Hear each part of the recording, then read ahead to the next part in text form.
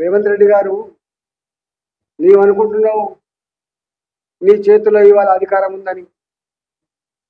నీది గింతంత బుద్ధమాద జాగా ఉన్నావు. నువ్వు గుర్తుపెట్టుకో. మేము ఒకవేళ తలుచుకుంటే ఇట్లాంటి పని కనుక పథకం వేస్తే నీ ఒగుడు మిగిలాడుగా. గుర్తుపెట్టు. స్వతంత్ర సంగ్రామం నుంచి మొదలుపెట్టి ఈనాటి వరకు వెరవకుండా దడవకుండా దేశ రక్షణలో వేలాది మంది రక్త తర్పణం చేసిన, ప్రాణాలు అర్పించినటువంటి వారసత్వాన్ని నిలయం భారతీయ జనతా పార్టీ అనే విషయం మీరు మర్చిపోతున్నారు. ఇంతకుముందు మామూలు చెప్పినట్టుగా కిరాయిలతో చేయాల్సిన అక్కర్లేదు. మేము నిజంగా చేయదలుచుకుంటే తుక్కు తుక్కు అయిపోతారు. మీరు గుర్తుపెట్టుకోండి.